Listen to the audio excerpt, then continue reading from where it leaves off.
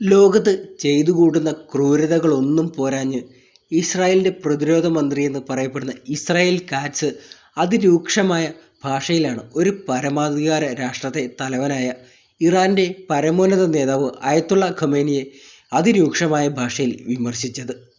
ഖമേനിയെ വധിക്കുമെന്നായിരുന്നു കാറ്റ്സിൻ്റെ ഭീഷണി.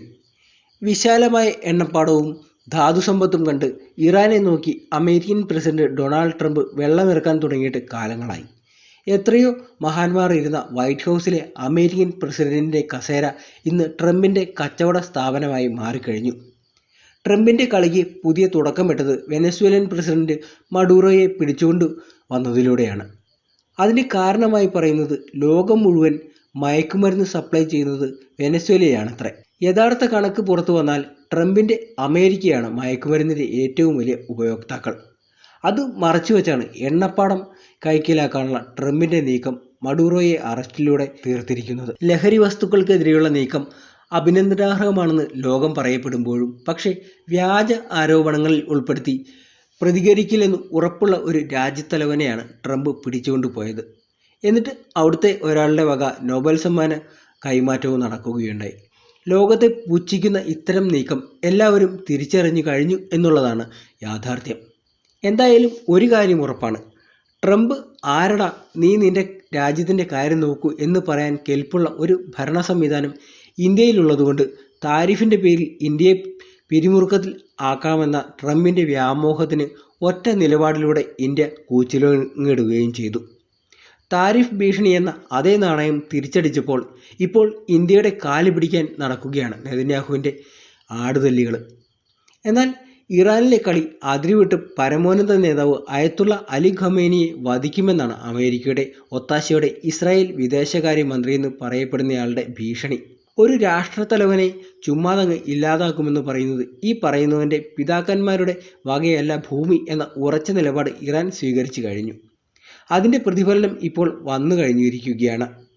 പരമോന്നത നേതാവ് അയത്തുള്ള അലി ഖമേനിക്കെതിരെ വധഭീഷണി മുഴക്കിയ ഇസ്രായേൽ പ്രതിരോധ മന്ത്രി ഇസ്രായേൽ കാറ്റ്സിൻ്റെ ആശാൻ സാക്ഷാൽ ബെഞ്ചമിൻ നെതന്യാഹുവിൻ്റെ മകനെ ലണ്ടനിൽ നിന്ന് പൊക്കിയതായാണ് പുതിയ വാർത്തകൾ പുറത്തു വരുന്നത്.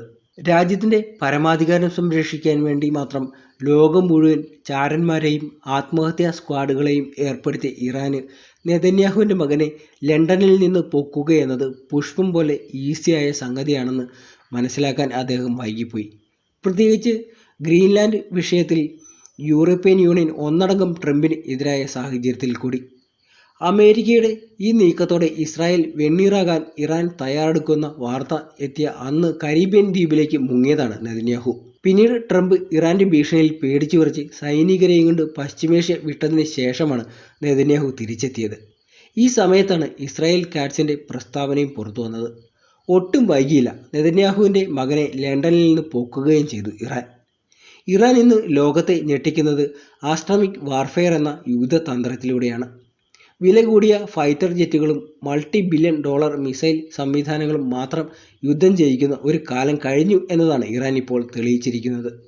കുറഞ്ഞ ചെലവിൽ നിർമ്മിച്ച നിർണായകമായ ആയുധങ്ങൾ ഉപയോഗിച്ച് തിരിച്ചടിക്കുമ്പോഴും ഇത്തരം രഹസ്യ സ്വഭാവമുള്ള ഓപ്പറേഷനിലൂടെ ഇറാൻ മുന്നിട്ട് നിൽക്കുകയാണ്. ലോകം ഇറാനെ പതിറ്റാണ്ടുകളോളം ഉപരോധങ്ങളുടെ വലയത്തിൽ കുടുക്കാൻ ശ്രമിച്ച സാഹചര്യം പോലും ഉണ്ടായിട്ടുണ്ട്.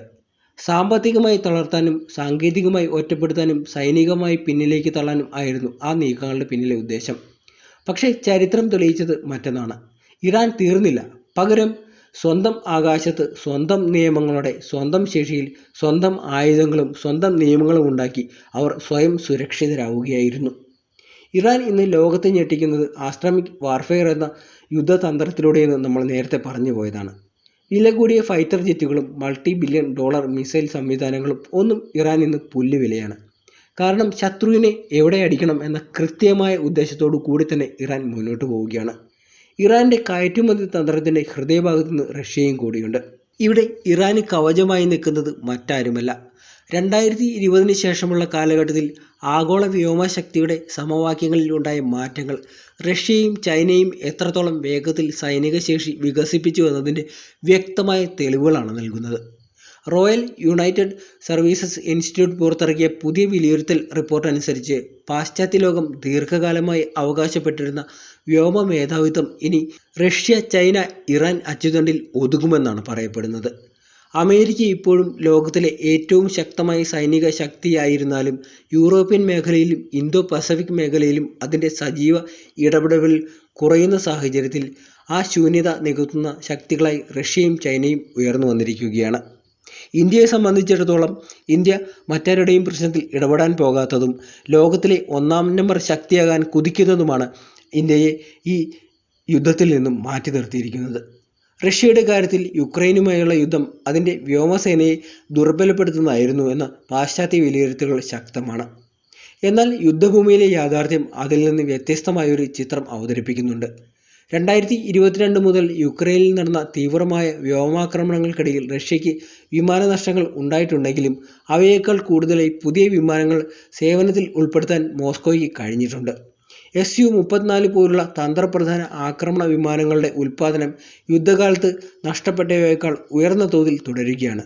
ഈ ആയുധങ്ങളാണ് ഇപ്പോൾ ഇറാന്റെ മണ്ണിലും അവർ സമ്മാനിച്ചിരിക്കുന്നത്. അതോടെ റഷ്യൻ വ്യോമസേനയുടെ മൊത്തത്തിലുള്ള യുദ്ധശേഷി കുറയുകയല്ല, മറിച്ച് കൂടുതൽ സുസജ്ജവും പ്രവർത്തനക്ഷമവുമായ രൂപത്തിലേക്ക് മാറുകയാണെന്നാണ് റിപ്പോർട്ട് വ്യക്തമാക്കിയത്. ഇത് കൂടുതൽ സഹായിച്ചത് ഇറാനെയും കൂടിയാണ്. ഇതിലും പ്രാധാന്യമാണ് മനുഷ്യവിഭവശേഷിയിലെ പുരോഗതി. വിമാനം നഷ്ടപ്പെടുന്നതിന് പകരം വയ്ക്കാൻ കഴിയുമെങ്കിലും പരിചയസമ്പന്നരായ പൈലറ്റുമാരെ വളർത്തിയെടുക്കുക വളരെ ബുദ്ധിമുട്ടുള്ളതാണ്. എന്നാൽ യുക്രൈനിലെ നീണ്ടു നിൽക്കുന്ന യുദ്ധം റഷ്യൻ പൈലറ്റുമാർക്ക് അപൂർവമായ യുദ്ധപരിചയം സമ്മാനിക്കുകയുണ്ടായി. ശക്തമായ സംയോജിത വ്യോമ പ്രതിരോധ സംവിധാനങ്ങൾക്കും ശത്രുവിൻ്റെ വ്യോമസേനയ്ക്കുമെതിരെ സ്ഥിരമായി പ്രവർത്തിച്ച അനുഭവം റഷ്യൻ എയർ ക്രൂകളെ കൂടുതൽ പ്രൊഫഷണലും യാഥാർത്ഥ്യബോധമുള്ളവരുമായ സേനയാക്കി മാറ്റിയിട്ടുണ്ട്. വ്യോമസേനയും ഗ്രൗണ്ട് ബേസ്ഡ് എയർ ഡിഫൻസ് സംവിധാനങ്ങളും തമ്മിലുള്ള ഏകോപനം അടുത്ത കാലത്തായി ഗണ്യമായി മെച്ചപ്പെട്ടതായും യുക്രൈനിയൻ സ്രോതസ്സുകൾ തന്നെ സമ്മതിക്കുന്നുണ്ട്.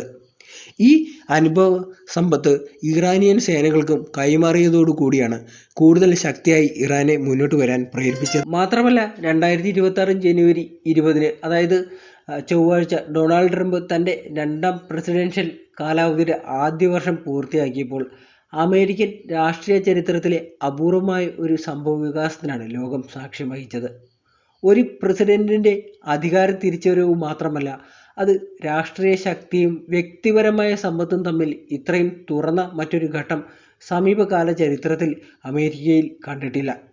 വൈറ്റ് ഹൗസിലേക്ക് തിരിച്ചെത്തിയതിനു പിന്നാലെ ട്രംപിൻ്റെ സാമ്പത്തിക ജീവിതം അതിവേഗം രൂപാന്തരം പ്രാപിക്കുകയായിരുന്നു.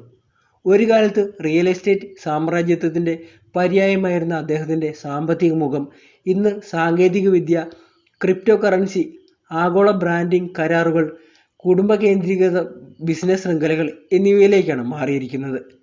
2 പതിറ്റാണ്ടിലേറെക്കാലം ട്രംപിൻ്റെ സമ്പത്ത് നിർവഹിച്ചത് ന്യൂയോർക്ക്, ഫ്ലോറിഡ, സ്കോട്ട്ലൻഡ് തുടങ്ങിയ സ്ഥലങ്ങളിലെ വൻ റിയൽ എസ്റ്റേറ്റ് നിക്ഷേപങ്ങളായിരുന്നുവെങ്കിൽ മാറെ ലോഗോ പോലുള്ള ആഡംബര റിസോർട്ടുകളും ഗോൾഫ് കോഴ്സുകളും ഹോട്ടലുകളും അദ്ദേഹത്തിൻ്റെ സമ്പത്തിൻ്റെ അടിത്തറയായി തുടരുകയാണ്.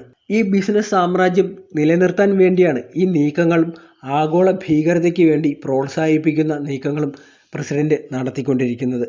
വെനസ്വേലിയൻ പ്രസിഡന്റിനെ പിടിച്ചടക്കിയതു മുതൽ അങ്ങ് ഇറാനെ പിടിച്ചടക്കാനുള്ള അദ്ദേഹത്തിൻ്റെ ശ്രമങ്ങൾ വരെ അദ്ദേഹത്തിൻ്റെ ഈ ബിസിനസ് താൽപ്പര്യങ്ങൾ നിലനിർത്തുന്നതിന് വേണ്ടി മാത്രമാണ്. അത് മുൻനിർത്തി മാത്രമാണ് ഇറാനെ ആക്രമിക്കുവാൻ വേണ്ടി ഇസ്രായേലിനെ കരുക്കളാക്കി ഇത്രയധികം നീക്കങ്ങളും അദ്ദേഹം നടത്തിക്കൊണ്ടിരിക്കുന്നത് എന്നാണ് ആഗോള വിദഗ്ധരുടെ വിലയിരുത്തലും പുറത്തു വരുന്നത്.